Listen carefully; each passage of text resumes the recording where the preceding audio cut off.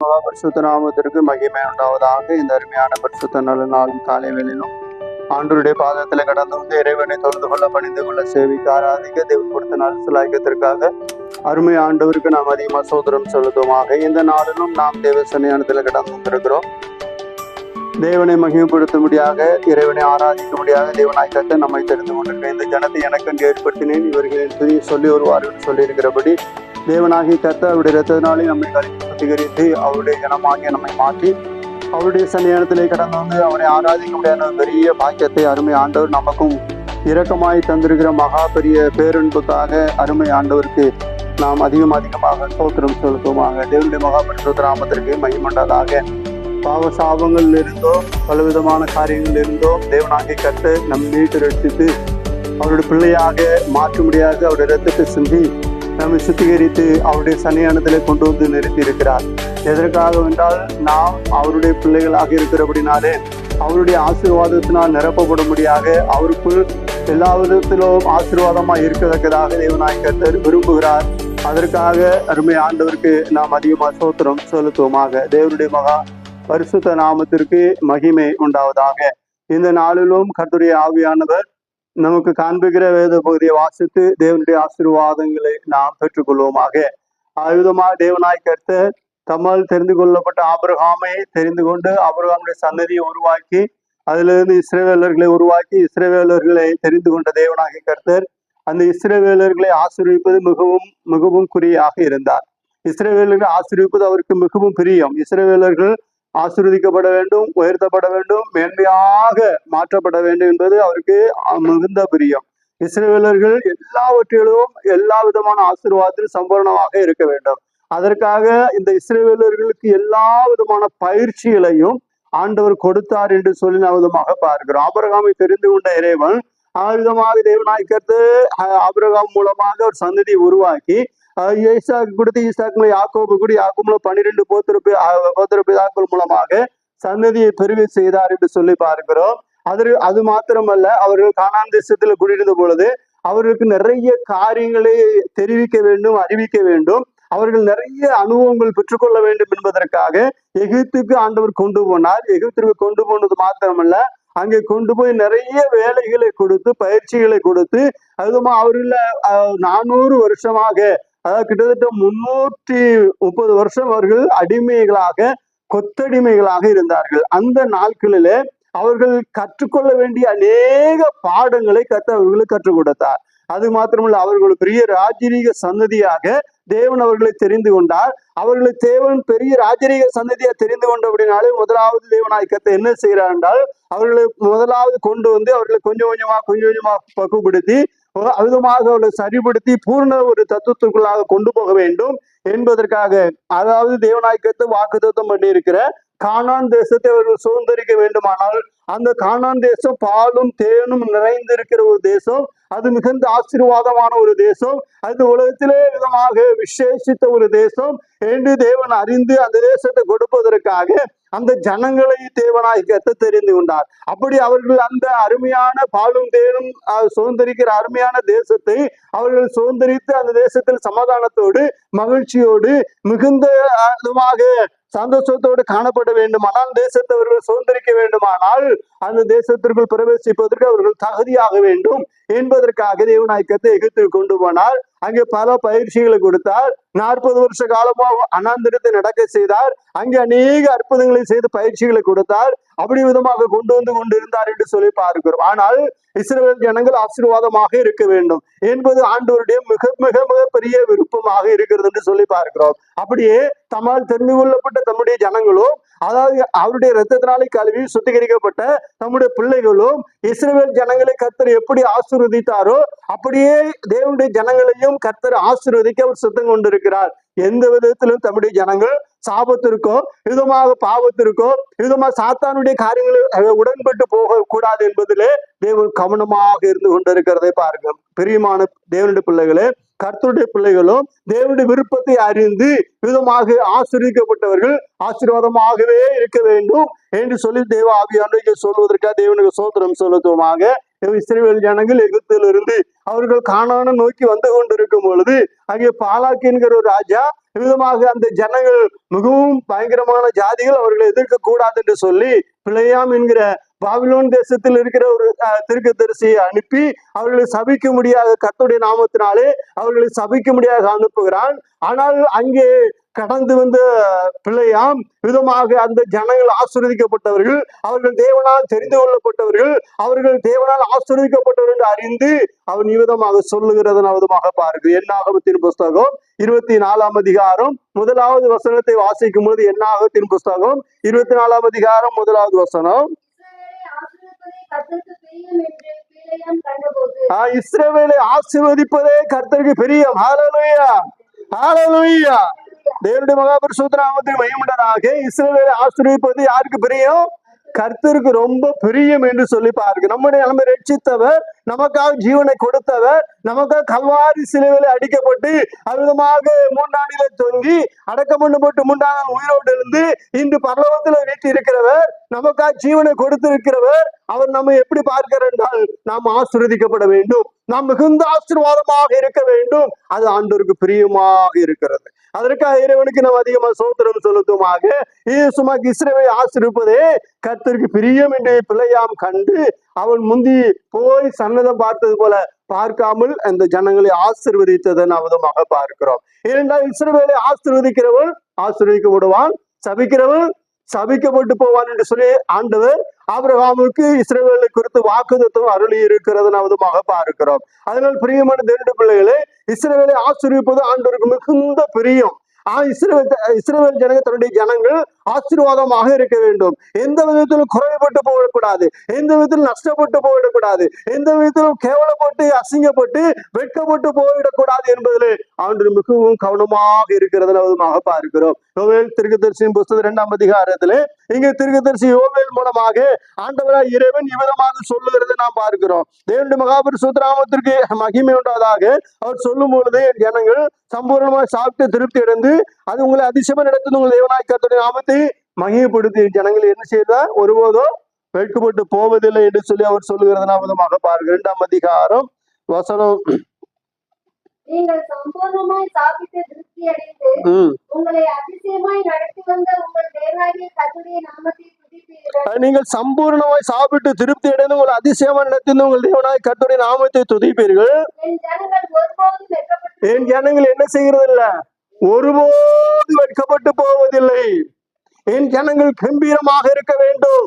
என் ஜனங்கள் மிகுந்த ஆசீர்வாதத்தோடு தலை நிமிர்ந்து, நான் ஜீவனுள்ள இறைவனுடைய பிள்ளைகள், ஜீவனுள்ள தேவனுடைய பிள்ளை என்று சொல்லி கம்பீரமாக நிற்க வேண்டும்.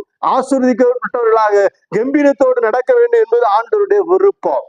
ஆண்டவருடைய விருப்பம் என்று சொல்லி நான் விதமாக பாருங்க. அது மாத்திரமல்ல, வாசிங்க, நான் இஸ்ரவேலின் நடுவில் இருக்கிறவர் என்றும் நானே உங்கள் தேவனாகிய கர்த்தர், வேறு ஒருவரும் இல்லை என்றும் அறிந்து கொள்வீர்கள். என் ஜனங்கள் என்ன செய்யறதில்ல? ஒருபோதும் வெட்கப்பட்டு போது நான் உங்கள் நடுவில் இருக்கிறேன். நான் அவர்களுக்குள்ளே உலாவி அவர்கள் தேவனாயிருப்பேன், அவர்கள் ஜனங்களாய் இருப்பார் என்று சொல்லி இருக்கிறபடி தேவனாய் கர்த்தர் நம்மத்திலே உள்ள ஆவி கொண்டிருக்கிறார், நம்மத்தில் அவர் எழுந்தருளி இருக்கிறார். அதனால தேவ சபையில தேவன் எழுந்தருளிக்கிறார் சொல்லி இருக்கிறபடி தேவனாய் கர்த்தர் நம்மத்திலே எழுந்தருளி இருக்கிறார். அது நம்மத்திலே அவர் இருக்கிறபடினாலே நாம் என்ன செய்யறதில்லை? வெட்கப்பட்டு போகிறதில்லை. எந்த விதத்திலேயும் நாம் வெட்கப்பட்டு போகாதபடி தேவன் நம்ம உயர்த்த ஆசீர்வதிக்க வல்லவராக இருக்கிறார். தேவனுடைய மகாபரிசுத்த நாமத்துக்கு மகிமையுண்டாதாக. என்னாகமத்தின் புஸ்தகம் 24ஆம் அதிகாரத்திலே நாம் விதமாக வாசித்தோம். 25ஆம் அதிகாரத்துல வாசிக்கும் பொழுது அந்த இஸ்ரவேல் ஜனங்கள் பாவம் செய்தார்கள். அங்கே சில 1000 மனிதர்கள் செத்து போனார்கள் என்று சொல்லி நாம் விதமாக பார்க்கிறோம். காரணம், ஆனால் இஸ்ரவேலை ஆசீர்வதிப்பது கர்த்தருக்கு என்ன செய்யுது? பிரியமாகத்தான் இருக்கிறது. ஆனால் அவர்கள் துணிந்து போய் பாவம் செய்து தண்டனையை வாங்கி கொள்ளுகிறத விதமாக பார்க்கிறோம். எந்த தேவனுடைய பிள்ளையையும் அவர் தண்டிக்க விருப்பமுடையவர் அல்ல. யாரையும் தண்டித்து அவர்கள் தண்டனை கொடுத்து அவர்களை மிகவும் விதமாக வெட்கப்பட்டு போக வேண்டும் என்று சொல்லி அவர் விரும்புகிறவர் அல்ல. ஆனால் இவர்கள் சோதிக்கப்படுகிற எவனும் தன் செய்யினால் இழுப்புண்டு சோதிக்கப்படுகிறான் என்று யாக்கோபு சொல்லி இருக்கிறபடி, அவனவன் தண்டனை இச்சையினால் இழுப்புண்டு சோதிக்கப்படுகிறான் என்று சொல்லி இருக்கிறபடி அநேகர் என்ன செய்கிறார் என்றால் விதமாக அவருடைய இழுப்பு இச்சை உருவாகிறதை பார்க்கிறோம். இந்த மோவாபிய ராஜா பெண்களை அவர்களுக்குள் அனுப்பினான் என்று சொல்லி பார்க்கிறோம். அது பிள்ளையாமுடைய ஒரு கேடுகட்ட ஆலோசனையாக இருந்தது. அப்படிப்பட்ட ஒரு ஆலோசனை நிமித்தம் பெண்களை அவர்களுக்குள் அனுப்பினா அவர்கள் பெண்களை பார்த்த பொழுது ஆண்கள், அந்த இஸ்ரவேல் ஜனங்களுக்குள் இருக்கிற ஆண்கள் விழுந்து போனார்கள், பெண்களோடு உபசாரம் செய்தார்கள் என்று சொல்லி பார்க்கிறோம். அதுல சில 1000 இஸ்ரவேலர்கள் மடிந்து போனதுக்கு அங்கு காரணமாயிற்று என்று சொல்லி பார்க்கிறோம். அப்படி என்றால் இவர்கள், அதாவது சாத்தான் எந்த விதத்திலேயும் என்ன செய்வான், விழத்தள்ளுறதுக்கு ஏராளமான சந்தர்ப்ப சூழ்நிலையும் கதவுகளையும் திறந்து வைப்பான். இஸ்ரவேலை ஆசீர்வதிப்பது கர்த்தருக்கு பிரியம். இயேசுநாதருக்கு அப்படி பிள்ளைகள் ஆசீர்வதிக்கப்பட வேண்டும். அவருடைய பிள்ளை எல்லாவற்றிலும் வெட்கமடையாமல் இருக்க வேண்டும். எங்க போனாலும் நான் இயேசுநாதன், கிறிஸ்தவன் அப்படி சொல்லிட்டு தலை நிமிர்ந்து காலை நிமிர்த்தி கம்பீரமா இருக்க முடியாத ஒரு நிலையை ஆண்டவர் உருவாக்கி வைத்திருக்கிறார். ஆனால் அவருடைய கற்பனைகளையும் சட்டத்திட்டங்களையும் அவருடைய வார்த்தைகளையும் சரியாக கை கொண்டு அவருடைய வார்த்தைக்கு நடுங்கிறவனே நோக்கி பார்ப்பேன் என்று சொல்லியிருக்கிறபடி அவருடைய வார்த்தையை மனதில் வைத்து அவருக்கு பிரியமாக எப்பொழுதும், நீதிமொழிகளில் வாசிக்கிறோம், எப்பொழுதும் பயந்திருக்கிற மனுஷன் பாக்கியவான் என்று சொல்லி இருக்கிறபடி எப்பொழுதும் நம்முடைய ஆண்டவருடைய வசனத்துக்கு பயந்து நடுங்கி பயந்து இருக்க வேண்டும். ஏனென்றால் ஏன் பயந்து இருக்க வேண்டும், ஏன் பயந்து நடுங்க வேண்டும் என்றால் நம்மை பரிசுத்தமாக காத்துக் கொள்வதற்கு அதுதான் வழி. ஏன்னா சங்கீதம் 119 சங்கீதம் 9 வசனத்திலே இங்கே விதமாக சொல்லப்படுகிறதை பார்க்கிறோம். 119:9, வாலிபன் தன் வழியை எதனால் சுத்தம் பண்ணுவான், உமது வசனத்தின்படி தன்னை காத்துக் கொள்ளுகிறதுனால் தானே என்று சொல்லி சங்கீதக்காரர் தாவீது சொல்லுகிறதை பார்க்கிறோம். ஒவ்வொரு மனிதனும் அவன் தேவனுடைய வசனத்தை தன்னுடைய இருதயத்தை வைத்து அதை அந்த வசனத்தின்படி தன்னை காத்துக் கொள்வானால் அவன் கம்பீரமாக நடப்பான். அவன் மேல் 1000 பழி சுமரலாம், அவன் மேல் பலவிதமான குற்றச்சாட்டுகள் உருவாகலாம், அவனை குற்றவாளி என்று தீர்க்கலாம், சிறையில கூட பிடிச்சு போடலாம். யோசேப்பை போல. யோசேப்பு தனியாக 17 வயதிலே சிறையாக பிடிக்கப்பட்டு அந்நிய தேசத்துல எகிப்திலே போய் அந்த தேசத்தினுடைய ஒரு அதிபதியினுடைய வீட்டிலே அடிமையாக விற்கப்பட்டு அந்த வீட்டிலே அவன் இருந்த பொழுது, அந்த வீட்டை அவனை பார்த்த பொழுது அவனோடு இறைவன் இருக்கிறார் என்று அறிந்து அவனு படிப்படியாக வேலையிலே ப்ரமோஷன் ஒரு நாள் அந்த வீட்டுக்கு, அந்த அதிகாரியுடைய வீடு முழுவதற்கும் அந்த அதிகாரி மேனேஜராக மாற்றிக்கொண்டார்.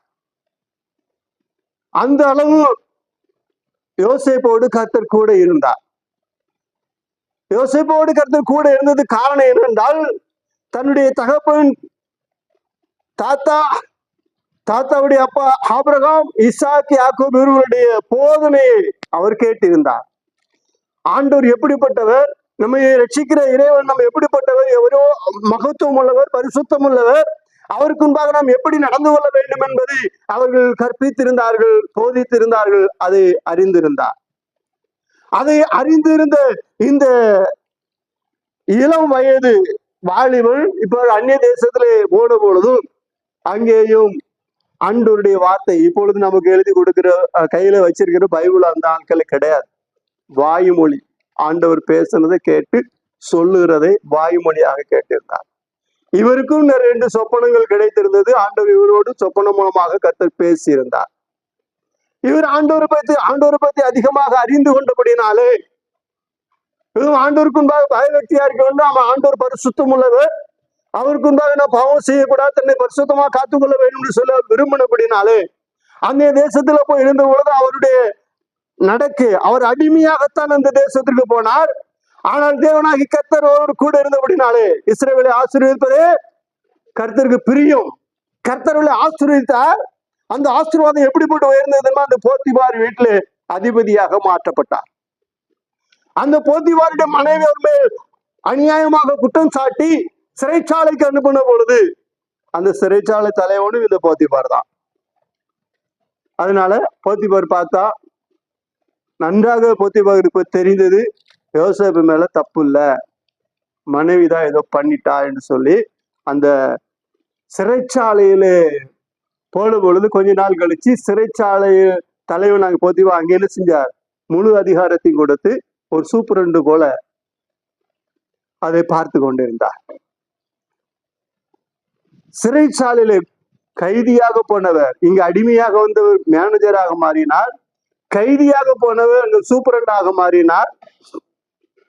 இப்பொழுது அங்கே இருந்து கொண்டிருக்க 2 வருஷம் இல்ல, எத்தனை வருஷம், ஒரு 3 வருஷங்களுக்கு மேல இருந்தார். அதுக்கு பிற்பாடு அங்கே பார்வோனுக்கு சொப்பனம் தோன்றுகிறது.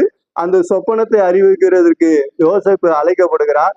யோசேப்பு அழைக்கப்பட்ட பொழுது அங்கே கடந்து போனார். போய் பார்த்தார்.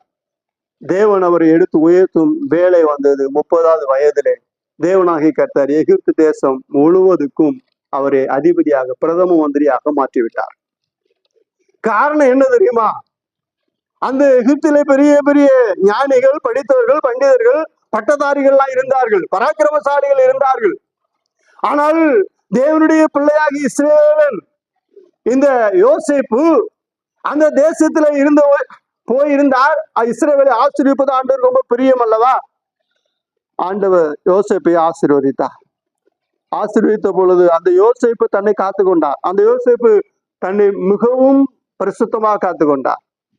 அந்த வீட்டு எஜமானி தப்பா அழைத்த போல சொல்கிறார், இந்த வீட்டுல என்னிலும் பெரியவன் ஒருவனும் இல்லை, உன்னை தவிர அவர் ஒன்று விலக்கி வைக்கவில்லை. இப்படி இருக்கும் பொழுது நான் தேவனுக்கு விரோதமாக பாவம் செய்வது எப்படி என்று சொல்லி அந்த இடத்தை விட்டு விலகி ஓடினார். தன்னை காத்து கொண்டார். தேவனுக்கு முன்பாக பயந்து நடுங்கி தேவனுக்கு முன்பாக பரிசுத்தமாக வாழ வேண்டும்.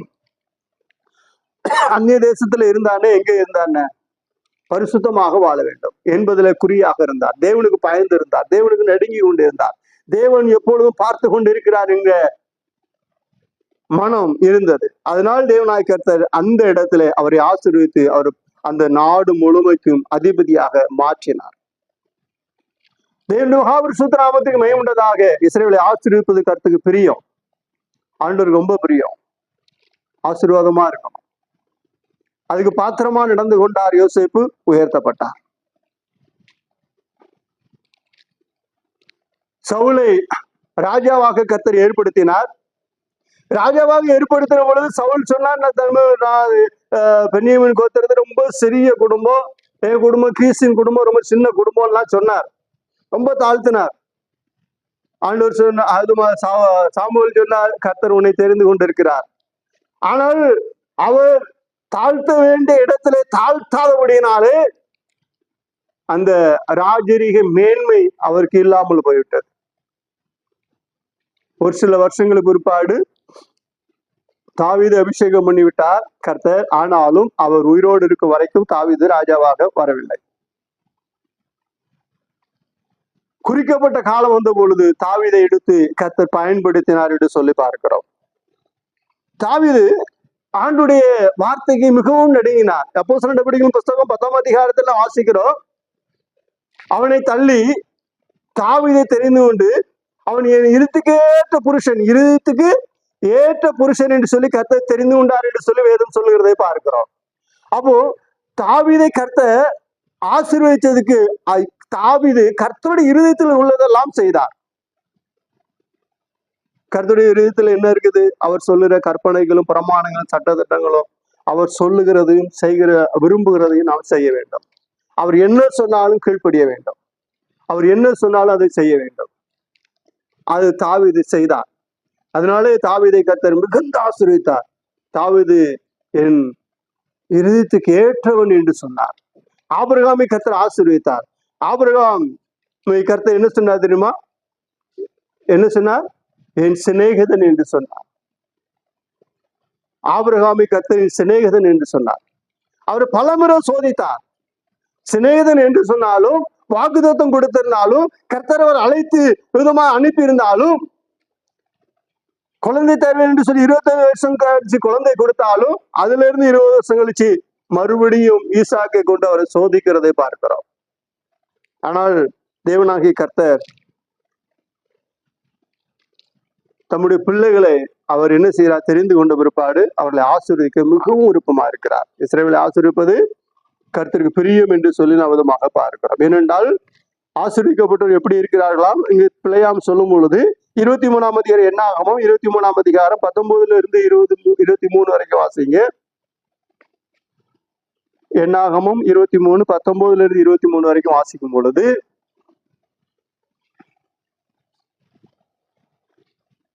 பொய் சொல்ல தேவன் ஒரு மனிதன் அல்ல. பொய் சொல்ல தேவன் ஒரு மனிதன் அல்ல. மனம் மாற அவர் ஒரு மனம் மாற அவர் ஒரு மனுபுத்திரனும் அல்ல. அவர் சொல்லியும் செய்யாதிருப்பாரோ, அவர் வசனித்தும் நிறைவேற்றாதிருப்பாரோ.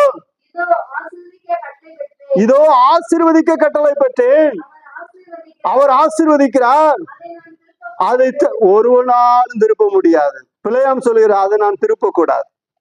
பிள்ளையா மாத்திரம் யாராலையும் திருப்ப கூடாது. ஆசீர்வதிக்கப்பட்ட ஜனங்கள் ஆசீர்வதிக்கப்பட்டவர்களாகவே இருக்க வேண்டும். இது ஆண்டவருடைய விருப்பம். அது நான் திருப்ப கூடாது. அது திருப்ப நினைப்பவர்கள், ஆண்டவர் சொல்லுகிறார், இந்த கல்லின் மேல் மோதுகிறவன் என்னவானா, என்னவா,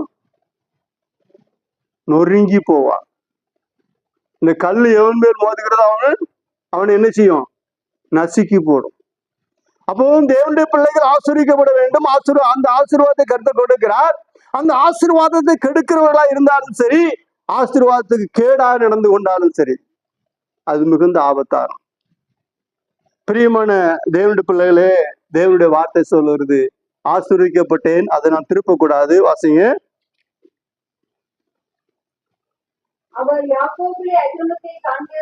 அவர் என்ன செய்வாங்கன்னா, இப்போ நம்மளை கர்த்தர் ரட்சித்திருக்கிறார், அவருடைய ரத்தத்தினாலே கழுவி சுத்திகரித்து கொண்டிருக்கிறார். நாம் சில தவறுகள்லாம் செய்யதான் செய்யறோம், சில தவறுல நிறைய தவறு செய்யதான் செய்யறோம். ஆனால் ஆண்டவர் என்ன செய்யறார், நமக்காக பரலோகத்திலே பிதாவின் வலது பார்சையில் உட்கார்ந்து என்ன செய்யறாரு, பிதாவை கோபப்பட்டு நம்மை அழிக்க முடியாத ஒரு முகத்தை திருப்பும் பொழுது தேவன் குமாரனாக இயேசு அங்கே பக்கத்துல உட்கார்ந்து நமக்காக பரிந்து பேசி கொண்டிருக்கிறார். பிதாவே எதுவும் பண்ணிடாதீங்க, அவனுக்காக நான் ரத்தம் செஞ்சிருக்கிறேன். பிதாவுடனே நம்முடைய முகத்தை பார்த்து நம்ம அழிக்கணும், நம்ம கொல்லணும், நமக்கு தண்டனை கொடுக்கணும்னு நினைச்சு அவருக்கு முடிவெடுக்கும் பொழுது,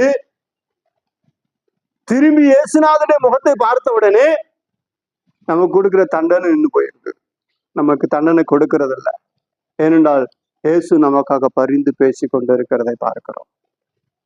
அதனால்தான் தம்மால் தெரிந்து கொள்ளப்பட்ட ஜனங்கள் மேல அவர் என்ன செய்யறதில்ல, அக்கிரமம் காண்கிறதும் இல்லை, இஸ்ரவேலிலே குற்றம் பார்க்கிறதும் இல்லை. அதாவது பொதுவா தன்னுடைய பிள்ளைகள் யாரா இருந்தாலும் சரிதான், தன்னுடைய பிள்ளைகளுக்கும் மற்றவருடைய பிள்ளைகளுக்கும் வித்தியாசம் இருக்கும். சொந்த பிள்ளைகள் தன்னுடைய பிள்ளைகள் அப்படின்னா, தன்னுடைய சொந்த பந்தம், தன்னுடைய பிள்ளைகள் தனக்கு வேண்டியவர்கள்னா ஒரு பார்வை, ஒரு செய்கை இருக்கும். மற்றவர்களுக்குன்னா கொஞ்சம் வித்தியாசமா இருக்கும். அது எல்லாரிடத்திலும் இருக்கிற ஒரு இயல்பான சுபாவம் ஆண்டவரிடத்திலையும் இருக்கு. ஆண்டவர் தம்முடைய பிள்ளைகள்கிட்ட என்ன செய்யறது இல்லை, குற்றம் கண்டுபிடிக்கிறதே இல்லை, குற்றத்தை பெருசா எடுத்துக்கிறதே இல்லை. அதனால அவருடைய பிள்ளைகளா இருக்கிறவர்கள் நிறைய பேர் என்ன செய்யறாங்க, துணிகரம் கொண்டு தேவனை விட்டு தூர விலகிக்கிறது அநேக சந்தர்ப்பங்கள்ல பார்க்கிறோம். அப்படி போகக்கூடாது என்று சொல்லி ஆண்டவர் எச்சரிக்கிறார். திரும்பி வந்து மன்னிப்பு கேட்கும் பொழுது மன்னிக்கிறார். எத்தனை திருப்பம் மன்னிப்பு கேட்டாலும் மன்னிக்கிறார். காரணம் என்ன தெரியுமா, அவர் தம்முடைய பிள்ளைகள் மேல் குற்றம் கண்டுபிடிக்கிறது. எப்படியாவது நான் மனம் திரும்ப வேண்டும், எப்படியாவது மனம் திரும்ப வேண்டும். இதுவாக லூக்கா சுவிசேஷத்துல வாசிக்கிறபடி இளைய குமாரன் என்ன செய்தான், ஆசையெல்லாம் எடுத்து கெட்டு குடிச்சவர் அப்படின்னா போயிட்டான், நாசமா போயிட்டான். ஆனால் எல்லா சொத்தையும் அழித்து ஒன்றுமில்லாம ஆக்கிட்டான். ஆனால் அவன் ஒரு நாள் மனம் திரும்பி தகப்பனிடத்துல வரும்போது, தூரத்துல வரும்பொழுது தகப்பன் பார்த்து, ஐயோ இருக்கிறதெல்லாம் ராஜ்ய கம்பீரமா எடுத்துட்டு போனவன் ஒண்ணும் இல்லாம பரதேசியா வந்து கொண்டிருக்கான் மவன் அப்படின்னு சொல்லி ஓடி போய் என்ன செஞ்சாரா, இங்க வராதுடா பிச்சைக்கார பையில வெளியே போன்னு சொல்லி சொன்னார். அப்படிதானே, அப்படிதானே இருக்கு, என்ன அப்படி பார்த்து அப்படிதானே இருக்கு விதத்துல.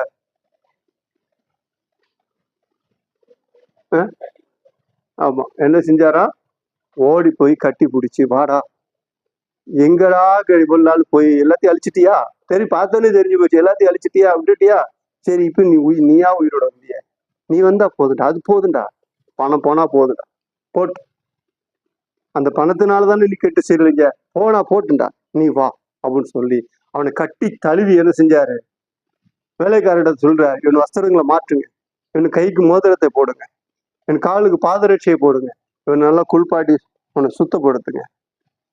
அது சமையலுக்காக எப்பா சீக்கிரமா ஆட்டை பிடிச்சி அடிச்சுட்டு வா, கண்ணு ஊட்டி அடிச்சுட்டு வா. காணாம போனான், திரும்ப வந்திருக்கான், செத்து போனான், உயிரோட வந்துட்டான், சந்தோஷம் கொண்டாடும். தேவனுடைய மகாபரிசுத்த நாமத்திற்கு மகிமையுண்டாதாக. தேவனாகிய கர்த்தர் தம்முடைய பிள்ளைகள் ஆசீர்வதிக்கப்பட வேண்டும், நன்றாக இருக்க வேண்டும் என்பதில் ஆண்டவர் மிகவும் விருப்பமாக இருக்கிறார். இஸ்ரவேல் ஆசீர்வதிக்கப்படும் கர்த்தருக்கு பிரியம். அதனாலதான் இங்கே பிள்ளையாம் சொல்கிறார், அவரு என்ன செய்யறது இல்ல. 23ஆம் அதிகாரத்தில் வாசிக்கிறோம், தம்முடைய ஜனங்கள் மத்தியில் என்ன செய்யற குற்றம் கண்டுபிடிக்கிறதும் இல்லை, அவர்களுடைய தேவனாகிய கர்த்தர் அவர்களோடு இருக்கிறார். அவருடைய தேவனாகிய கர்த்தர் அவரோடு கூட இருக்கிறார். ராஜாவின் ஜெய கம்பீரம் அவர்களுக்குள்ளே இருக்கிறார். ராஜாவின் ஜெய கம்பீரம் அவர்களுக்குள்ள இருக்கிறது. என்னப்பா சாப்பிட்டீங்க, நல்லா தானே இருக்கீங்க, நீங்க நல்லா வெள்ளையும் போட்டு நல்லா டிப் டாப்பா ட்ரெஸ் போட்டு நல்லா, அவங்களுக்கு என்னப்பா நல்லா இது பண்ணி இருக்கிறாங்க. இல்ல, நம்ம பட்டினி பசியா தான் இருக்கிறவங்க நமக்கு தான் தெரியும், நம்ம கஷ்டப்படுறது நமக்கு தான் தெரியும். ஆனா வெளியே பாக்குறவங்களுக்கு தெரியவே தெரியாது. காரணம் என்ன தெரியுமா? கர்த்தர் நம்மளை அப்படி இருக்கணும்னு சொல்லல. நீ உபவாசிக்கும் பொழுது முகவாடலா இராதே, உன் முகத்தை கழுவு. நீ மற்றவர்களுக்கு முன்பாக முகவாடலை காண்பிக்க வேண்டாம். அந்தரங்கத்துல போய் தேவனை நோக்கி ஜெபம் பண்ணு. மற்றபடி நீ மனுஷருக்கு முன்பாக உன்னுடைய முகவாடலை காண்பிக்க வேண்டாம் என்று சொல்லியிருக்கிறார். அப்படி என்றால் மற்றவர்களுக்கு முன்பாக கர்த்தர் ரட்சித்திருக்கிறார், என்னை மீட்டு இருக்கிறார், அவர் என்னை பரிசுத்த வாழ்க்கையில் நடத்தி இருக்கிறார் என்று சொல்லி அந்த பரிசுத்த மகிமையை நேரு காண்பிக்கும்படியாக தேவ பிரசன்னம் நம்மத்திலே வெளிப்படுவதை காண்கிறோம். அவர்கள் தேவன் அவர்களோடு கூட இருக்கிறார். ராஜ கம்பீரம் அவர்கள் மத்தியிலே இருக்கிறது. தேவன் ராஜ கலையை கொடுக்கிறார். பார்த்த உடனே படிக்காதவர்களா இருந்தாலும் கேட்டா என்ன படிச்சிருக்கிறீங்க, நீங்க பெரிய பட்டதாரி மாதிரி தெரியுது அப்படின்னு கேட்கிற அளவு தேவநாயகத்தை முகக்கலையை மாற்றி விடுகிறார். ராஜ கம்பீரம் உண்டாயிருக்கிறதை பார்க்கிறோம். பிரியமான தேவனுடைய பிள்ளை, இப்படியெல்லாம் கர்த்தர் என்ன செய்ய கொஞ்சம் கொஞ்சம் நமக்காக எல்லாவற்றையும் அவர் செய்திருக்கிறார். எல்லாவற்றையும் செய்து தேவனுக்கு நான் நன்றியுடையவர்களாக எப்பொழுதும் தேவனுடைய விருப்பத்தை நிறைவேற்றியவர்களாக காணப்பட வேண்டும். ஆண்டவர் விரும்புகிறபடி நாம் ஆசீர்வதிக்கப்பட்டு ராஜ கம்பீரத்தோடு நாம் காணப்பட வேண்டும் என்று சொல்லி ஆண்டவர் விரும்புகிற வாசிங்க. தேவன் அவர்களை எகிப்திலிருந்து புறப்பட பண்ணினார். 4 கொத்த பலன் அவருக்கு உண்டு. யாக்கோபுக்கு விரோதமான மந்திரவாதம் இல்லை. யாக்கோபுக்கு, அதாவது தேவன் அவர்களை எகிப்திலிருந்து புறப்பட பண்ணினார். அவர்களுக்கு எப்படி பலன் இருக்குதா? காண்டாமிருகத்துக்கு ஒத்த பலன் இருக்கிறது. சாதாரணமா நினைச்சு போய் அத ஒரு நம்ம அருமையான ஒரு தேவ மனுஷன் பாட்டு பாடினார் இல்லையா, கிறிஸ்தவனை டிஸ்டர்ப் பண்ணாதே, அவனை அசால்ட்டாக எண்ணி விடாதே, வெட்ட வெட்ட உயர்வான் குட்ட குட்ட தலைப்பா. அதாவது வெட்ட வெட்ட என்ன செய்வானா, வந்துகிட்டே தான் இருப்பான். நீ அவனை ஒடுக்கணும்னு நினைச்சன்னா அது நடக்காத காரியம். நம்முடைய நாட்டுல பிரதம மந்திரியா இருந்த ஒருவர், அதாவது ஜவஹர்லால் நேருக்கு பிற்பாடு பிரதம மந்திரியா இருந்த ஒருவர் என்ன செய்தார் தெரியுமா? கிறிஸ்தவர்களை யாரும் டிஸ்டர்ப் பண்ணாதீங்கப்பா, நீ கிறிஸ்தவனை டிஸ்டர்ப் பண்ணி அவனை ஒடுக்கணும் அப்படின்னு நினைச்சேன்னா அவன் ஒரு மூட்டை போச்சு. நீ அவனை கண்டுக்காத வரைக்கும் அவன் அப்படிலாம் வளர மாட்டான். ஆனா நீ அவனை நசுக்கணும்னு நினைச்சேன்னா மூட்டை பூச்சியை நசுக்கணும் என்ன ஆகும்? அந்த ரத்தத்துல இருந்து ஃபுல்லா உருவாகிறது போல அவன் நசுக்கணும்னு நினைச்சேன்னா வீர் கொண்டு வருவான். அதனால அவன் ஒண்ணும் செய்யாத அப்படின்னு சொல்லி சொன்னார். ஆனா இன்னைக்கு அதெல்லாம் தெரியாம என்ன செய்யறாங்க? அப்போ கிறிஸ்தவம் வளரணும், தீவிரமா வளரணும்னா ஆண்டவர் என்ன செய்யறாரு? அனுமதி கொடுத்துடுறாரு. அதனால என்ன செய்யறாங்க? நசுக்குறாங்க. நசுக்க இன்னைக்கு தமிழ்நாட்டுல கர்த்தர் நமக்கு சுதந்திரம் கொடுத்திருக்கிறார், அருமையா இதுமா பாதுகாப்பு கொடுத்திருக்கிறார். ஆனா அநேக மாநிலங்கள்ல பிஜேபி ஆளுகை சரி, அநேக மாநிலங்கள்ல மணிப்பூர்ல எல்லாம் மிகவும் மோசமான காரியங்கள் நடந்து கொண்டு இருக்கு. உத்தரப்பிரதேசத்துல கேட்கவே வேண்டாம். பாஸ்டர்ஸ்களை துப்பாக்கியால சுடுறாங்க, ஊழி செஞ்சுட்டு வர்றாங்கன்னு துப்பாக்கியால சுடுறாங்க, அரெஸ்ட் பண்றாங்க, குண்டர் சட்டத்துல தூக்கி போடுறாங்க. இங்க நம்ம தமிழ்நாட்டுல குண்டர் சட்டத்துல எதை தூக்கி போடுவோம்? அவன் கொடுமையான சட்டம், அதாவது தப்பு செஞ்சுட்டு திருந்தவே மாட்டேங்கிறான் சொன்னாதான் அவன் பிடிச்சி குண்டர் சட்டத்துல போடுவாங்க. ஆனா சுவிசேஷம் நற்செய்தி அறிவிக்கிறதுனால குண்டர் சட்டத்துல போடுற மாநிலமும் இருக்கத்தான் செய்யுது. ஆனா அங்கேயும் கர்த்தர் தம்முடைய பிள்ளைகளை தீவிரமாக எழுப்புகிறதை பார்க்கிறோம். ஒரு நாள் அந்த மாநிலம் முழுவதும் கிறிஸ்தவ மாநிலமாக மாறும். கிறிஸ்தவர்கள் அங்கே ஆளுகை செய்வார்கள். கர்த்தர் அதுக்குரிய வேலைகளை செய்வார். ஒடுக்கலாம். இஸ்ரவேலை ஆசீர்வதிப்பது கர்த்தருக்கு பிரியம். தேவனுடைய பிள்ளைகள் ஆசீர்வதிக்கப்பட வேண்டும், தேவனுடைய பிள்ளைகள் உயர்த்தப்பட வேண்டும், தேவனுடைய பிள்ளைகள் மகிமையாக காணப்பட வேண்டும் என்று ஆண்டவருடைய பிரியம். அதை அறிந்து கொண்டு பிசாசானவன் அதிகாரத்தை கொண்டு பலவிதமான காரியங்களை கொண்டு விதமான ஒடுக்கும்படியாக அவன் பல திட்டங்கள் செய்தாலும் அவையெல்லாம் ஒரு நாள் தவிடுபடி ஆகிவிடும். கர்த்தர் சொல்கிறார், நீங்கள் சம்பூர்ணமாய் சாப்பிட்டு, நீங்க பட்டினி பசியமா இருக்கு, சம்பூர்ணமா சாப்பிட்டு திருப்தி இழந்து உங்களை அதிசயமாய் நடத்தி வந்த உங்கள் தேவனாய் கர்த்தருடைய நாமத்தை துதிப்பீர்கள். கையில ஒண்ணுமே இல்லை, வனாந்தரத்தில் வறட்சியான காலம், ஒண்ணுமே இல்லை, எப்படி சாப்பாடு? அது நாங்க அருமையான கர்த்தர் நடத்துறார். காரணம், நான் உங்கள் நடுவே இருக்கிறவர் என்று, நானே உங்கள் தேவனாய் கர்த்தர், வேறு ஒரு இல்லை என்று அறிந்து கொள்வீர்கள், ஜனங்கள் ஒருபோதும் வெட்கப்பட்டு போவதில்லை. அப்போ கர்த்தர் நம்மோடு இருக்கிறார். நம்மோடு இருக்கிற இறைவனுக்கு நான் எப்பொழுதும் நன்றியுடையவர்களாக, பரிசுத்தமுடையவர்களாக, தேவனுடைய வசனத்தினுடைய வாழ்க்கையில காத்து கொண்டு ஆண்டுக்கு பிரியமானவைகளாக நாம் நடக்க வேண்டும். அதுமாக தானியேலை குறித்து வேதம் சொல்லுகிறது. எசையாவில வாசிக்கிறோம், கர்த்தர் சித்தமானவன் எங்க குடியிருப்பானா? பாபிலோன்லயும் குடியிருப்பான். தானியேல் புஸ்தகத்துல வாசிக்கிறோம். தானியேல் புஸ்தகத்துல சாத்ராக் மேஷக் ஆபேத்நேகோ, தானியேல் 4 புருஷர்களை குறித்து தானியேல் புஸ்தகத்துல தெளிவாக எழுதப்பட்டிருக்கிறது. இந்த 4 பேரும் 3 பேர்களை குறித்து அக்னியில் நடுவில் போட்டு விக்கிரகத்தை வணங்க சொன்ன பொழுதும் வணங்க மாட்டோம், நாங்கள் எங்கள் தேவனாய் கர்த்தருக்கு தான் ஆராதனை செய்வோம் என்று சொன்னார்கள். அதனாலே அந்த 3 பேரும் ராஜ்யத்தில் உயர்த்தப்பட்டார்கள். நாட்டிலே சட்டம் ஏற்றப்பட்டது. தேவனாகிய கர்த்தருக்கு விரோதமா யாரும் பேசினால் அவர்கள் வீடு எரிக்கலமாக்கப்படும் என்று. தானியேலை சிங்கக்கபில கொண்டு போட்ட பொழுதும், தானியேலு பலவிதமான பிரச்சனை வந்த பொழுதும் அவர் கர்த்தரை உறுதியா பற்றி கொண்டு இருந்தபடினாலே, அவருக்கு வந்த பலவிதமான பிரச்சனை மத்தியிலும் கர்த்தர் உறுதியா பற்றி கொண்டிருந்தபடினாலே, கர்த்தருக்கு உண்மையா இருந்தபடினாலே சிங்கம் அவரை ஒண்ணுமே செய்யல. ஏன் தெரியுமா?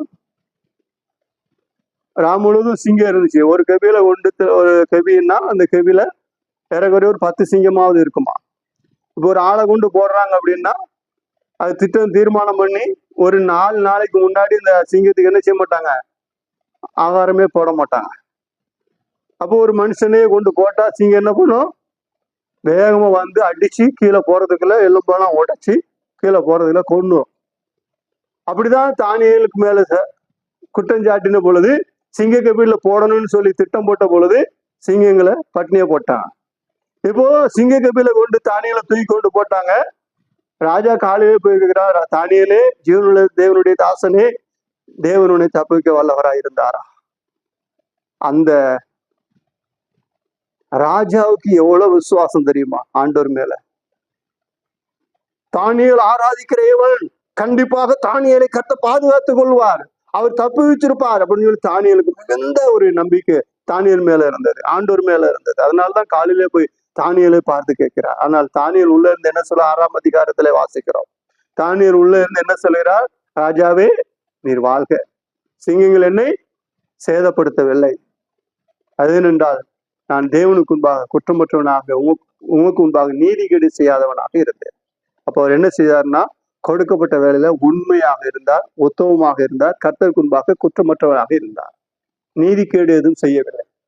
ஆம், கர்த்தருடைய சன்னிதானத்தை கடந்து இருக்கிற கர்த்தருடைய பிள்ளைகள், நான் கிறிஸ்தவன், ரட்சிக்கப்பட்டிருக்கிறேன், நான் இயேசுநாதருடைய ஊழியக்காரர், நான் இயேசுநாதருடைய பிள்ளை, நான் அபிஷேகம் பெற்றிருக்கிறேன், கர்த்தரினை மீட்டு இருக்கிறேன் என்று சொல்லி சும்மா காலரை தூக்கி விடுவது மாத்திரமல்ல, ஆண்டோடைய வார்த்தைக்கு முன்பாக நடுங்கி ஆண்டோடைய வார்த்தை சரியாய் கை கொண்டு அவருக்கு முன்பாக உண்மை உள்ளவர்களாக நடப்போமானால் எதன வரையும் போராட்டம் வந்தாலும் ஒண்ணுமே செய்யாது.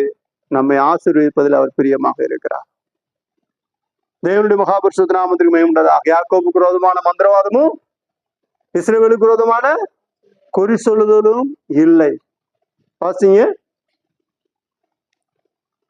23.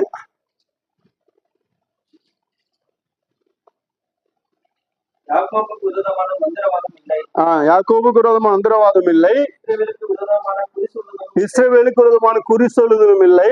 தேவன் என்ன செய்தார் என்று தேவன் என்ன செய்தார் என்று கொஞ்ச காலத்துல யாக்கோபுக்கு இஸ்ரவேலை குறித்து சொல்லப்படும்.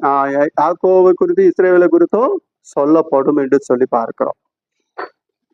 நம்ம குறித்து ஆண்டவர் அநேகர் மூலமாக ஆண்டவர் மகிமைப்பட வேண்டுமானால், நம்மை குறித்து கேள்விப்பட்டு மகிமைப்பட வேண்டுமானால் நாம் ஆண்டவருக்கு பிரியமானவர்களாக இருக்க வேண்டும். உபாகமத்தின் புஸ்தகம் 10ஆம் அதிகாரம் 15வது வசனத்தை வாசிக்கும் பொழுது ஆனாலும் கர்த்தர் உன் பிதாக்கள் மேல் அன்பு கூறும் பொருட்டு மோசே சொல்லுகிறார், ஆனாலும் கர்த்தர் பிதாக்கு மேல் அன்பு கூறும் பொருட்டு அவர்களிடத்தில் பிரியம் வைத்து, அவரிடத்திலே யாரிடத்துல உங்கள் பிதாக்கு மேல் பிரியம் வைத்து அவர்களுக்கு பின் அவருடைய சந்ததியாகிய உங்களை நாளிலே இருக்கிறபடியே சகல ஜாதிகளுக்குள்ளும் தமக்கென்று தெரிந்து கொண்டார். சகல ஜாதிகளுக்குள்ளும் உங்களை தமக்கென்று தெரிந்து கொண்டார். அதனாலதான் நீங்க கொரிந்தியர்ல பவுல் சொல்லும் பொழுது படித்தவர்கள் அநேகர் இல்லையே, நாம என்ன செய்யல, பெரிய படித்தவர்கள் அல்ல, பண்டிதர்கள் அல்ல, வல்லுநர்கள் அல்ல, ஆனாலும் தேவன் நம்மை தெரிந்து கொண்டார். பைத்தியமானவர்களும் வேலை பேதைகளையும் நம்மை தெரிந்து கொண்டு அவருக்குள் நம்மை வைத்திருக்கிறார் என்று சொல்லி விதமாக பார்க்கிறோம். பிரியமான தேவனுடைய பிள்ளைகளை, நாம் பெரிய ஞானிகளோ படித்தவர்களோ பண்டிதர்களோ பணக்காரர்களோ உலகத்துல பெரிய ஐஸ்வர்யவான்களோ கிடையாது. ஆனாலும் இறைவன் நம்ம அன்பு வைத்து அவருடைய இரத்தத்தை நமக்காக சிந்தி அவரு நமக்காக கல்வாரி சிலுவையிலே ஒப்பு கொடுத்து நம்முடைய பாடுகளை அவர் ஏற்றுக்கொண்டு நம்முடைய காயங்கள் அவருடைய காயங்களால் நாம் குணமடையும்படியாக அவருடைய இரத்தத்தினால சுத்திகரிக்கப்படும்படியாக தேவன் ஒரு பெரிய பாக்கியத்தை நமக்கு கொடுத்திருக்கிறதை பார்க்கிறோம். நம்ம அவர் பிரியம் வைத்திருக்கிறார். உலகத்துல நம்ம எப்படி இருந்தோம் தெரியுமா? நினைச்சு பாருங்க, நம்மளை யாருமே மதிக்க மாட்டாங்க, நம்மளை யாருமே நினைச்ச மாட்டாங்க, மதிக்க மாட்டாங்க, காரி துப்புவாங்க, தூசித்து தூர அனுப்புவாங்க. சாப்பாடு தரதா இருந்தாலும் எச்சில் பிளேட்ல தருவாங்க, நான் தூரமா விலகி போய் தருவாங்க. நம்மள ஒரு நாயை போல பார்ப்பாங்க. நம்ம அப்படி உலகத்துல எல்லாராலும் கைவிடப்பட்டு அருவருக்கப்பட்டு இருந்த பொழுது தேவன் நம்மை ரட்சித்து எடுத்து உயர்த்தி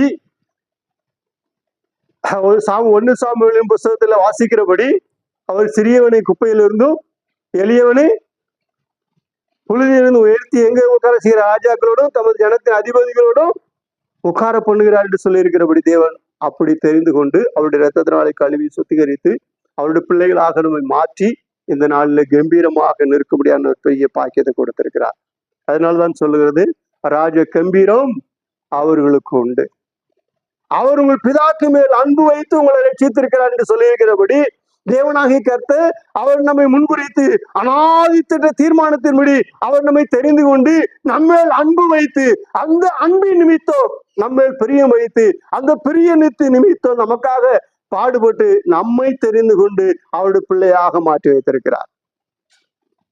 நாம் இப்பொழுது அவருடைய பிள்ளைகளாக மாறி இருக்கிறபடினாலே இது உங்களால் உண்டானதல்ல, இது தேவனுடைய ஈவு என்று சொல்லி இருக்கிறபடி தேவனாகிய கர்த்தர் நமக்கு இப்படிப்பட்ட ஒரு பெரிய பாக்கியத்தை கொடுத்திருக்கிறபடினாலே நாம் தேவனுக்கு உண்டாக உண்மை உள்ளவர்களாக, ஒழுக்கம் உள்ளவர்களாக, நற்கீர்த்தி உள்ளவர்களாக, அதோவாக தேவனுக்கு விருப்பமானவர்களாக நாம் காணப்பட வேண்டும். நாம் பரிசுத்தமாக இருக்க வேண்டும். பரிசுத்தமாக இருப்பதற்காகத்தான் தேவன் நம்மை அழைத்திருக்கிறார். பரிசுத்த சந்ததியாக தேவன் நம்மை முன்குறித்து வைத்திருக்கிறார். மல்கியாவிலே வாசிக்கிறோம், அவர் ஒருவனை அல்லவா படைத்தார், ஆவி அவரிடத்தில் பரிபூர்ணமா இருந்தது, பின்ன ஏன் ஒருவனை படைத்தார்? தேவ பக்தியுள்ள சந்ததியை பெறும்படிதானே. பக்தியுள்ள சந்ததியாக தேவனை ஆராதிக்கிற பிள்ளைகளாக நம்மை அவர் தெரிந்து கொண்டிருக்கிறார். நம்முடைய நாட்கள் கொஞ்சம் புகையை போல கழிந்து போகிறது என்று சொல்லி பார்க்கிறோம். மோசே சொல்லும் பொழுது ஆயுசு நாட்கள் எவ்வளவா? 70, பலத்தின் மிகுதியால் 80. ஒரு நாட்களை போல எங்கள் நாட்கள் கடந்து போகிறது, புகையை போல மறைந்து போகிறது என்றெல்லாம் சொல்லுகிறார். அப்படின்னா நம்முடைய நாட்கள் கொஞ்சம், இந்த உலகத்துல இருக்க போது காலங்கள் கொஞ்சம். அந்த நாட்களில் ஆண்டவருக்கு பிரியமாக நாம் வாழ்ந்து ஆண்டவருக்கு சாட்சியாக நாம் ஜீவித்து ஆண்டவருடைய சன்னிதானத்துல அவருடைய அவர் வரும்பொழுது அவருக்கு எதிர்கொண்டு நாம் போக ஆயத்தமாக இருக்க வேண்டும்.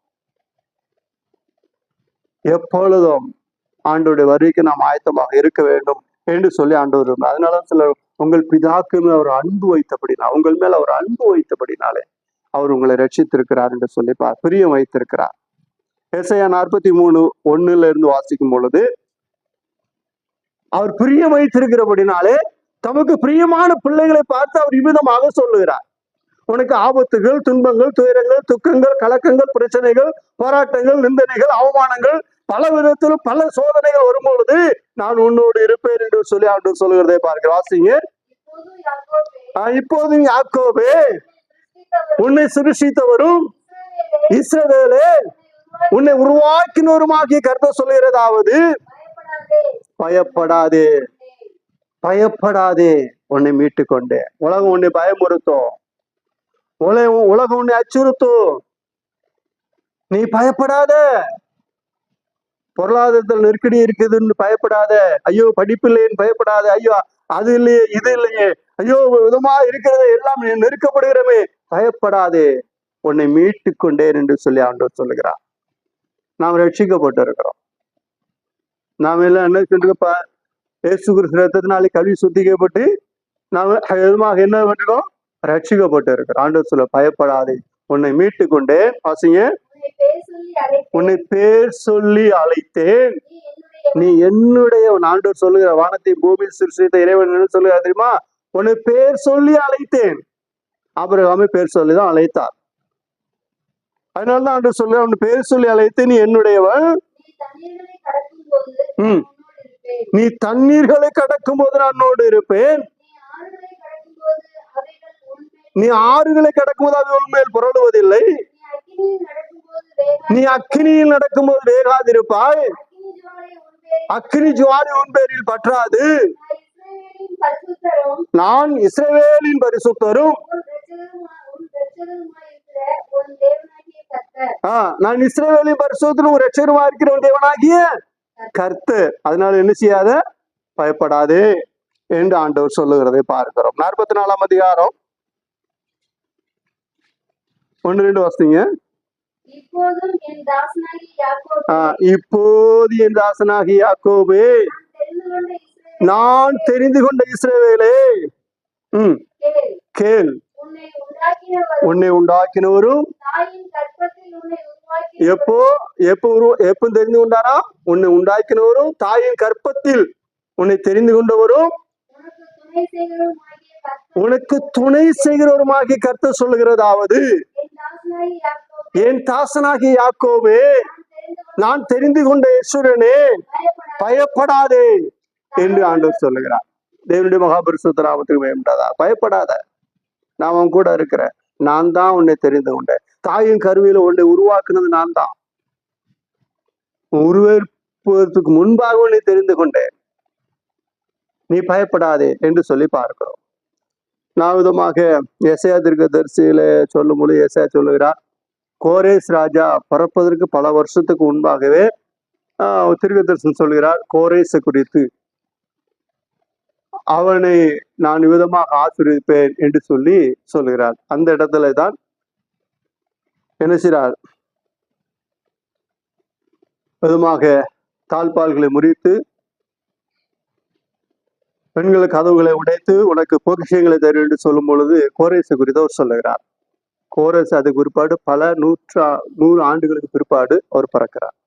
அதே மாதிரி இங்கே விதமாக ராஜாக்களின் புஸ்தகத்திலே வாசிக்கும் பொழுது யெரொபெயாம் ராஜா கர்த்தருக்கு விரோதமான காரியங்களை செய்து பலிபீடத்தில் நின்று பலி செலுத்தி பாகாலுக்கு அவன் செலுத்தி கொண்டு இருந்தபடினாலே அங்கே ஒரு தீர்க்கதரிசி வந்து ஒரு ராஜாவுடைய பெயரை சொல்லுகிறார். யோசியா என்கிற ஒரு ராஜா தாவீதின் சந்ததியில பிறந்து அவன் வந்து இந்த மேடைகள் உடைப்பான். அது பல நூற்றாண்டுகள் கழித்து யோசியா கடந்து வருகிறதை பார்க்கிறோம். அதாவது எசேக்கியா ராஜாவுக்கு பேரனுக்கு மகன், பேரனுக்கு பேரன் பூட்டன், அப்படி ஒரு மனுஷன் கிளம்பி வருகிறதை பார்க்கிறோம். அப்போ தேவநாயகத்தை என்ன செய்யறால் நம்ம பிறக்கிறதுக்கு முன்னாடி நம்முடைய பேரு, ஊரு, அட்ரஸ் எல்லாம் அவருக்கு தெரியும். ஆனால் தேவன் நம்மை தெரிந்து கொண்டிருக்கிறார். நாம் என்ன செய்ய வேண்டும்?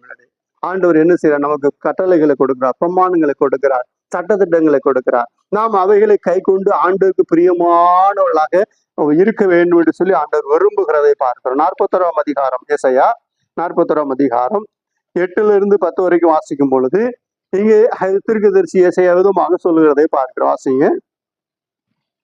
என் தாசனாகிய இஸ்ரவேலே, நான் தெரிந்து கொண்ட யாக்கோபே, என் சிநேகிதனே, ஆபிரகாமின் சந்ததியே, நான் பூமியின் கடையாந்திரங்களிலிருந்து. தம்முடைய பிள்ளைகளுக்கு எத்தனை பேர் வச்சிருக்காரு பாருங்க. என் தாசனாகி யாக்கோபே, நான் தெரிந்து கொண்ட இஸ்ரவேலே, என் சிநேகிதனே, எத்தனை தம்முடைய பிள்ளைகளை பார்த்து எவ்வளோ ஆண்டவர் எவ்வளோ காரியங்களை சொல்லுகிறதை பார்க்கிறோம். வாசிங்க. ஆபிரகாமின் சந்ததியே, பூமியின் கடையாந்தரங்களிலிருந்து உன்னை எடுத்து அதன் எல்லையிலிருந்து உன்னை அழைத்து வந்து, நீ என் தாசன், நான் உன்னை தெரிந்து கொண்டேன், நான் உன்னை வெறுத்து விடவில்லை என்று சொல்கிறேன், நீ பயப்படாதே, நான் உன்னோடனே இருக்கிறேன். ஹல்லேலூயா, ஹல்லேலூயா, ஹல்லேலூயா. நம்ம எங்கேயோ இருந்தோம், எங்கேயோ வாழ்ந்தோம். ஆனா என்ன செஞ்சிருக்கிறார்? ஆண்டவர் நம்மள கிறிஸ்துக்குள் சேர்த்து வைத்திருக்கிறார். எங்கேயோ பிறந்து, எங்கேயோ வாழ்ந்து, எங்கேயோ இருந்து இப்ப எங்கேயோ உட்கார்ந்து இருக்கிறோம். அவர் எடுத்து பூமி எங்கு நம்மை உயர்த்துகிறவராக இருக்கிறார். என் தாசனாகி யாக்கோபே, என் சிநேகிதனே, ஆபிரகாமின் சந்ததியே என்று சொல்லுகிறார். நாம் ஒரு விதத்துல ஆபிரகாமுடைய சந்ததி தான். விசுவாசத்துல ஆபிரகாம் நமக்கு தகப்பனா இருக்கிறார். நம்முடைய இறைவன் அந்த சந்ததியிலே வந்தாலும் அவர் தான் நமக்கு தகப்பன். தேவனுடைய மகாபரிசுத்த நாமத்துக்கு மேம்பட்டதாக. அதனால்தான் எத்தனை பிரச்சனை, போராட்டம், நிந்தைகள், அவமானங்கள், கஷ்டங்கள் வந்தாலும் கர்த்தர் என்ன செய்ய, நான் கூட இருக்கிறேன்ப்பா, பயப்படாத, நான் உண்மையில் பிரியமா இருக்கிறேன் அப்படின்னு ஆண்டவர் என்ன செய்யறாரு? ஆறுதல் சொல்லி கொண்டே இருக்கிறதை பார்க்க. ஆனா ஏன் தெரியுமா? தம்முடைய பிள்ளைகள் ஆசீர்வாதமா இருக்கணும், தம்முடைய பிள்ளைகள் பயப்படக்கூடாது. அதாவது நமக்கு என்ன செஞ்சிருக்க? பரிசுத்த ஆவி கொடுத்திருக்கிறார். ரோமரின் புத்தகத்திலே வாசிக்கிறோம், பரிசுத்த ஆவி கொடுத்திருக்கார். எதுக்கு கொடுத்திருக்கிறார்? பயப்படுறதுக்கு அல்ல. அப்பா பிதாவே என்று கூப்பிடப்பட்டதக்க புத்திர சுகாரத்தின் ஆவியை நமக்கு கொடுத்து அவருடைய பிள்ளைகளாக நம்ம மாற்றி வைத்திருக்கிறார். ஆண்டவர் வலது பார்சத்தில் பெய்த பரிசுத்த ஆவியை நமக்காக பரிந்து பேசி இயேசுநாதர் அங்க உட்கார்ந்து நமக்காக பரிந்து பேசி கொண்டிருக்கிறார். நமக்கு எவ்வளவு பெரிய பாக்கியம், சாக்கியம் கொடுக்கப்பட்டு இருக்கிறது. பிரியமான தேவனுடைய பிள்ளைகளே, இப்படிப்பட்ட சாக்கியத்தை பெற்றவர்கள் ஆண்டவருடைய விருப்பத்தை நாம் எப்பொழுதும் நிறைவேற்றவர்களாக இருக்க வேண்டும்.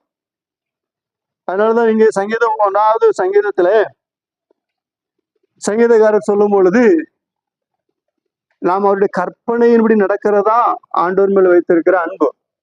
அதனால சங்கீதம் 1ல சில வசனங்களை வாசிங்க. 1லிருந்து,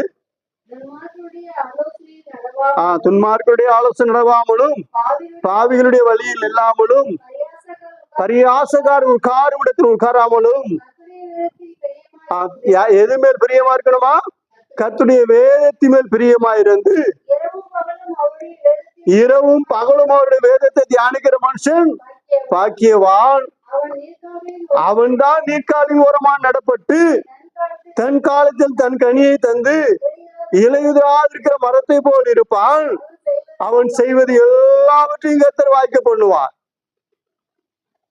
தேவனுடைய மகாபரிசுத்த நாமத்திற்கு மகிமையுண்டதாக. இலையுதிராத மரத்தை போல் இருப்பான், செய்வது எல்லாம் வாய்க்கும்படி கர்த்தர் கிரியை செய்வார். தேவனுடைய மகாபரிசுத்த நாமத்திற்கு மகிமையுண்டது. அதனால் நாம் கர்த்தருடைய வேதத்தில் பிரியமாக இருக்க வேண்டும், அதை கை கொள்ள வேண்டும், அதை நேசிக்க வேண்டும். நேரம் கிடைக்கும் போது வேதத்தை வாசிக்கணும், நேரம் கிடைக்கும் போதுதான் வேதத்தை வாசிக்கணும், ஜெபம் பண்ணணும், வேதத்தை விடுத்து தியானிக்கணும். ஏதாவது நல்ல பிரசங்கம் கேட்டா என்ன செய்யணும்? கேட்கணும். நேரம் கிடைக்கும் போது ஆண்டுடைய சன்னிதானத்திலே அமர்ந்திருக்க வேண்டும். எப்பொழுதும் ஆண்டுடைய பாதத்தில் அமர்ந்திருந்த தாவீது சொல்லுகிறார், வாஞ்சையாய் காத்திருக்கிறேன் என்று சொல்லுகிறார். 143வது சங்கீதம் 10வது வசனத்தை வாசிக்கும் பொழுது சங்கீதக்காரர் இவ்விதமாக சொல்லுகிறதை பார்க்கிறோம். வாசிங்க. 143:10 எடுத்தவங்க வாசிங்க. பிரியமானதை செய்ய ம். எனக்கு போதித்தருளும். உமக்கு பிரியமான செய்ய எனக்கு போதித்தருளும். நீரே என் தேவன். நீரே என் தேவன். உம்முடைய நல்ல ஆவி என்னை செம்மையான உம்முடைய நல்ல ஆவி என்னை செமையான வழி நடத்துவாராக என்று தாவீது விண்ணப்பம் பண்ணுகிறார். உமக்கு பிரியமானது செய்ய எனக்கு போதித்தருளும். நாம் என்ன செய்யணும்? ஆண்டவருடைய பாதத்தில் அமர்ந்து, ஆண்டவரே உமக்கு பிரியமானது செய்ய எனக்கு போதியும், வழி தப்பி போகாதபடி என்னை காத்துக்கொள்ளும், நான் உம்முடைய பாதையை சரியாய் நடந்து கொள்வதற்கு என்னை பலப்படுத்தும். சங்கீதம் 51 வாசிக்கிறோம். சங்கீதம் 51:7 வாசிங்க. நீர் என்னை ஈசோப்பினால் சுத்திகரியும். நீர் என்னை ஈசோப்பினால் சுத்திகரியும், அப்பொழுது நான் சுத்தமாவேன். அப்பொழுது நான் சுத்தமாவேன். என்னை கழுவியருளும். என்னை கழுவியருளும். அப்பொழுது நான் உறைந்த மலையிலும் வெண்மையாவேன்.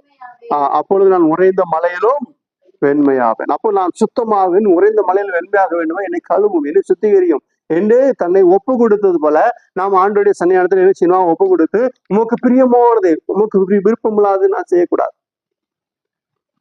உமக்கு பிரியமானது செய்ய எனக்கு போதித்தரும், நீரே என் தேவனும் நல்ல அவன் செமையானவன் நடத்துவராக என்று சொல்லி ஒப்பு கொடுத்தது போல நாம் ஆண்டுடைய பாதத்தில் அமர்ந்திருக்க வேண்டும் என்று சொல்லி கர்த்தருடைய வார்த்தை சொல்லுகிறதை பார்க்கிறோம். 54வது எசையா தீர்க்கதரிசி புஸ்தகம் 54 அதிகாரம் 7-10 வரைக்கும் வாசிக்கும் பொழுது இங்கே ஆண்டவருடைய வார்த்தை விதமாக சொல்லுகிறதை பார்க்கிறோம். எசையா 54:7-10 வரைக்கும் வாசிக்கும் பொழுது, துன்மார்க்கன் தன் வழியையும் துன்மார்க்கன் தன் வழியையும் அக்கிரமக்காரன் தன் நினைவுகளையும் விட்டு கர்த்தரிடத்தில் திரும்ப கடவன். துன்மார்க்கன் தன் வழியும் அக்கிரமக்காரன் தன் நினைவுகளையும் விட்டு கர்த்தரிடத்தில் திரும்ப கடவன். அவர் அவன் மேல் மனதுருகுவார். அவன் மனம் திரும்பும் பொழுது அவன் மேல் ஆண்டவர் என்ன செய்யறாரு? மனதுருகுவாராம். மனதுருகி என்ன செய்வார்? நம்முடைய தேவனிடத்திற்கு திரும்ப கடவன். எங்க திரும்பணுமா? நம்முடைய தேவன், வேற எங்கேயும் திரும்ப கூடாது, நம்முடைய தேவனிடத்திற்கே திரும்ப கடவன். அவர் மன்னிக்கிறதுக்கு தயவு. அவர் மன்னிக்க தயவுபடுத்திருக்கிறார். அவர் உடனே வராத போடா அவன் மனுஷன் மாறி பழி வாங்குகிறவர் அல்ல, அவர் மன்னிக்க தயவுபடுத்திருக்கிறார். வாசிங்க. என் நினைவுகள் உங்கள் நினைவுகள் அல்ல. மனுஷனை மாறி நான் நினைக்கிறதல்ல, என் நினைவுகளும் அல்ல, உங்கள் வழிகள் என் வழிகளும். உங்கள் வழிகளும் அல்ல என்று கருத்து சொல்லுகிறார். பூமியை பார்க்கிற வானங்கள் எப்படி உயர்ந்திருக்கிறதோ, பூமியை பார்க்கிற வானங்கள் எப்படி உயர்ந்திருக்கிறதோ, அப்படியே உங்கள் வழிகளை பார்க்கிலும் என் வழிகளும், அப்படியே உங்கள் வழிகளை பார்க்க என் வழிகளும், உங்கள் நினைவுகளை பார்க்கிலும் உங்கள் நினைவுகளை பார்க்க நிலைகளும் உயர்ந்திருக்கிறது என்று சொல்லி பார்க்கிறோம். 10வது வசனம். மாறியும் உறைந்த மலையும் வானத்திலிருந்து இறங்கி அவ்விடத்தில் முளை கிளம்பி விளையும்படி செய்து, விதைக்கிறவனுக்கு விதையையும் புசிக்கிறவனுக்கு ஆகாரத்தையும் கொடுக்கிறது எப்படியோ, அப்படியே என் வாயிலிருந்து புறப்படும் வசனமும் இருக்கும். அது வெறுமையா இடத்திற்கு திரும்பாமல், அது நான் விரும்புகிறதை செய்து நான் அதை அனுப்பின காரியம் ஆகும்படி வாழ்க்கும். ஏசாயா 54:10 வாசனம். மலைகள் விலகினாலும் பர்வதங்கள் நிலை பெயர்ந்தாலும் என் கிருபை உன்னை விட்டு விலகாமலும் என் சமாதான உடன்படிக்கை நிறைவேறாமல் இருக்கும் என்று உன்மேல் மனதுருகிற கர்த்தர் சொல்கிறார். மலைகள் விலகி போகலாம், மலைகள் விலகினாலும் பர்வதங்கள் நிறைவேறினாலும் என் கிருபை விட்டு விலகாமல் என் சமாதான உடன்படிக்கை நிறைவேறாமல் இருக்கும் என்று உண்மையில் மனதுருகிற கர்த்தர் சொல்லுகிறார் என்று சொல்லி பார்க்கிறோம். ஆண்டவர் நம்ம மேல எவ்வளவு பிரியம், எவ்வளவு அன்பு, எவ்வளவு பாசம், நேசம் வைத்திருக்கிறார். ஆண்டவருக்கு பிரியமானது செய்ய நாம் எப்பொழுதும் ஆயத்தமாக இருக்க வேண்டும். ஆண்டவர் நம்ம மேல அதிகமாக பிரியம் வைத்திருக்கார். ஏன் தெரியுமா? எத்தனை பிரச்சனை, எத்தனை போராட்டம், எத்தனை காரியம் ஆனாலும் நான் உன்னை ஆசீர்வதிப்பேன். இஸ்ரவேலை ஆசீர்வதிப்பது ஆண்டவருக்கு என்ன செய்யும்? பிரியம். அதனாலதான் என்ன சொல்ல, மலைகள் விலகி போனாலும் சரி, பர்வதங்கள் நிலை பெயர்ந்து போனாலும் சரி, என் கிருபை உன்னோட்டு விலகாமல் சமாதானத்தை உடன்படிக்கை நிலை பெயராமல் இருக்கும் என்று உண்மையில் மனதுருக கர்த்தர் சொல்லுகிறார். பிரியமான தேவனுடைய பிள்ளைகளே, நாம் அவிதமாக அது மாத்திரமல்ல, உபாகமத்தின் புஸ்தகம் 28ஆம் அதிகாரம் 1வது வசனத்தை வாசிக்கும் பொழுது 1-இருந்து 14 வரைக்கும் வாசிக்கும் பொழுது ஆண்டவர் என்ன சொல்கிறார் என்றால், தம்முடைய ஜனங்களுக்கு கட்டளைகளையும் பிரமாணங்களையும் நியமங்களையும் சட்டத்திட்டங்களையும் கொடுத்து விட்டு அவர் விதமாக சொல்லுகிறார், இவைகளை நீங்கள் கை கொள்வீர்களானால் பூமியில சகல ஜாதிகளிலும் நீங்கள் மேன்மையாக உயர்த்தப்பட்டு ஆசீர்வதிக்கப்பட்டு இருப்பீர்கள் என்று சொல்லிய விதமாக மனிதனுக்கு தேவை எத்தனை விதமான ஆசீர்வாதமோ அந்த ஆசீர்வாதத்தை குறித்து அவர் மிகவும் தெளிவாக சொல்லுகிறதை பார்க்கிற வாசிங்க. இன்று நான் உனக்கு விதிக்கிற உன் தேவனாகிய கர்த்தருடைய உன் தேவனாகிய கர்த்தருடைய உடன்படிக்கை கட்டளையின்படி செய்ய நீ கவனமாயிருக்கும்படிக்கு அவர் சத்தத்திற்கு உண்மையாய் அவர் சத்தத்திற்கு எப்படி செய்து கொடுக்க வேண்டுமா? உண்மையாகவே ஒரு சத்தத்துக்கு செவி கொடுப்பாயானால் உன் தேவனாகிய கர்த்தர் பூமியில சகல ஜாதிகளிலும் உன்னை மேன்மையாக வைப்பார். ஹல்லேலூயா, ஹல்லேலூயா, ஹல்லேலூயா. தேவனுடைய மகாபரிசுத்த நாமத்தை மேம்பட சகல ஜாதிகளில் ஒன்று மேன்மையாக வைப்பார். பாபிலோன் தேசத்துல பெரிய ஞானிகள் இருந்தாங்க, படித்தவர்கள், பண்டிதர்கள், பராக்கிரமாக இருந்தாங்க. ஆனாலும் சாத்ராக் மேஷக் ஆபேத்நேகோவை தேவன் தெரிந்து கொண்டார், தானியேலை தெரிந்து கொண்டார். அவர்களை கர்த்தர் அந்த இடத்துல உயர்த்தினார். ஆமான் காலங்களே அவ்விதமாக என்ன செய்தான் என்றால், அவ்விதமாக அந்த இஸ்ரவேல் ஜனங்கள் யூதர்களை அழிக்க வேண்டும் என்று திட்டமிட்ட பொழுது அங்கே எஸ்தரை கொண்டு மொர்தெகாயை கொண்டு ஒரு பெரிய ரட்சிப்பை எதிரிகளுக்கு கட்டளையிட்டார். எதிரிகள் அழிந்து போனார்கள். காரணம் என்ன தெரியுமா? அவர்கள் ஆண்டவருக்கு பிரியமாக வாழ்ந்தார். அந்நிய தேசமா இருந்தாலும் சரி, எங்க இருந்தாலும் சரி. நிறைய பேர் என்ன தெரியுமா, உள்ளூர்ல இருக்கிற வரைக்கும் பாஸ்டர் சொல்றாரு பயபக்தியா இருப்பாங்க. வெளியூர் போயாச்சுன்னா நம்ம பாஸ்டர் இங்க இல்ல, நம்ம சபை இங்க இல்ல, சரி பக்கத்து சபைக்கு போகலாம், 4 நாளைக்கு போகலாம், 5 நாளைக்கு. சரி வேற நண்பர்களேப்பா அன்னைக்கு எங்கேயும் வாடகை இன்னைக்கு ஒரு நாள் சினிமாவுக்கு போயிட்டு வரலாம், சரி போயிட்டு வருவோம். இதெல்லாம் வரகுறையா மனசா போறது, அப்புறம் நல்லா இருக்குதே போறோம். எங்க போனாலும் கர்த்தர் நம்மோடு இருக்கிறார். எங்க போனாலும் ஆண்டவருக்கு விருப்பமானவர்களை செய்ய வேண்டும். ஒருத்தர் சொன்னார், நான் வெளிநாட்டுக்கு போனா உங்க சபைக்கு, அங்க உங்க சபை இருக்குது, அங்க உங்க சபைக்கு தான் போவேன்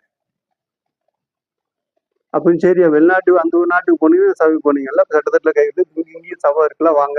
இல்ல இங்க வந்தா நான் வர மாட்டேன், எங்க பாரம்பரிய சபைக்கு தான் போவேன். ஆனா எனக்கு உங்க சபை ரொம்ப பிடிக்கும், சட்டத்திட்டங்களாம் ரொம்ப பிடிக்கும். ஆனா வெளிநாட்டுக்கு போனாதான் நாங்க இருப்பேன் சபை, இங்க வந்தா நான் வேற சபை. நிறைய பேர் இப்படிதான் இருக்கிறாங்க. பிரியமான கர்த்தருடைய பிள்ளைகளே, கர்த்தர் நம்மை ஆசீர்வதிப்பதற்கு அவர் பிரியமாக இருக்கிறார். நாம் இருமனம் உள்ளவர்களாகிறாமல் ஒரு மனம் உடையவர்களாக, ஆண்டவருக்கு பிரியமானவர்களாக, ஆண்டோருடைய சித்தத்தை நிறைவேற்றுவர்களாக காணப்பட வேண்டும் என்று சொல்லி ஆண்டவர் சொல்லுகிறதை நாம் பார்க்கிறோம். வாசிங்க ஆதியாகமத்தின் புத்தகம் 12ஆம் அதிகாரம் 2-3 வசனங்களை வாசிக்கும் பொழுது, தேவன் ஆபிரகாமை அழைத்த பொழுது 7 விதமான ஆசீர்வாதத்தை கொடுத்தார்.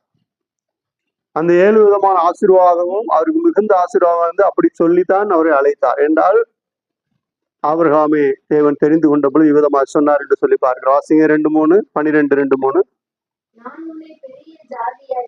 நான் உன்னை பெரிய ஜாதியாக்கி உன்னை ஆசீர்வதித்து உன் பேரை பெருமைப்படுத்துவேன், நீ ஆசீர்வாதமாயிருப்பாய், உன்னை ஆசீர்வதிக்கிறவர்களை ஆசீர்வதிப்பேன், உன்னை சபிக்கிறவர்களை என்ன செய்வேன்? சபிப்பேன். நீ ஆசீர்வாதமாயிருப்பாய், நான் உன்னை பெரிய ஜாதி ஆக்குவேன் என்று சொல்லி ஆண்டவர் என்ன செஞ்சார்? ஆபிரகாமை அழைத்தார் என்று சொல்லி பார்க்கிறோம். யோபு 33:26 வாசிங்க. யோபு 33:26.